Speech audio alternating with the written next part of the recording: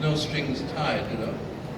So I had started off in family planning, and then HIV/AIDS, so reducing birth, and then reducing death, and then reducing poverty by getting villagers, poor villagers, to partner with companies who have money, who have ideas for business.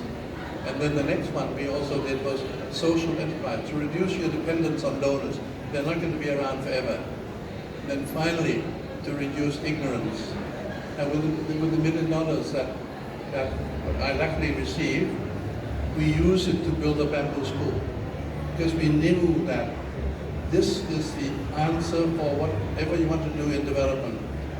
The school should be used as a platform, as a gateway for social and economic empowerment in all the communities around the school. You've got land, you've got building, you've got electricity, you've got water, you've got teachers, headmaster, everybody, and students. We're not using them at all. So here is an unused potential, both physical and human. And so that we're now using that school as a gateway for social economic advance in the villages outside the school. And we've been able to luckily to help about 200 schools with private sector money to get them to do the same thing. So the kids learn how to do business, they help to manage the school at the bamboo school. Students do all selection of new incoming students. They interview and select their own teachers. They evaluate the teachers for the whole year to see how much salary increase they'll get. They're responsible for all purchases of vegetables, paper, vehicles, water cars. They do all of that. And they are the ones who select incoming students, as you know, but they're also responsible for this discipline. But in this school, we don't give anything free. I never give anything free because they're not beggars. I do not meet beggars. So that you can receive and you can give. So in this school, they come because people have helped with the money. But what do? They pay their school fees in 400 hours of community service and 400 trees each year. And the parents do the same thing. So in return, and for instance, in the villages in Pattaya here that we began, if the woman could not afford to pay for the pill, which is 1/3 of market price, it's okay. You do some community service and you'll still get it. So no one has turned away to say that you have dignity. And in the provinces that we're doing with development activities, the money from the companies, the villagers will always grow 1 tree for every $3 you give. So all these things going, giving and returning. But the other one that I'd like to close on in this district is that in the beginning, we were, the small buses, mini buses that run into the villages agreed to accept condoms instead of cash for the fare. And they went and sold the condoms elsewhere. So again, we tried it out, and luckily it worked. Again, just to think outside the box, and where possible, outside the fence.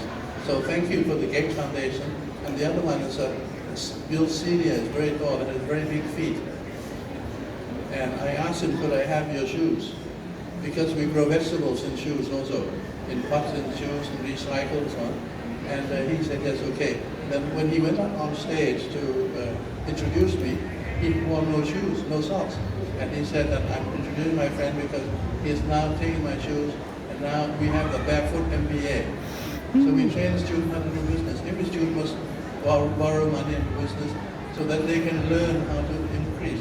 And we now have a very good program where students are working with elderly of food and income security, not by adults, by students at school, not university, at school, and working together so the two will combine. Now finally, you have the Sustainable Development Goal 17 of the UN. Take a good look, that's not enough. In Thailand, at the bamboo school, we looked at it and said, we need 4 more.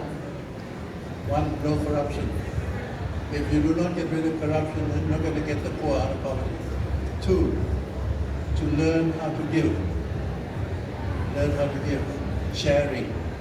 3rd, rule of law. Obey the rule, obey the law, traffic laws. And then finally, make sure that you provide security for your family. Don't expect the government to do it. The government can support you, but you have to be the one. So these are the 4 new. We added to the UN development goal. So again, it's just continued. So all the work that people are doing, do not stop. Add whatever you want to do to it, and so that I call it that family planning led development.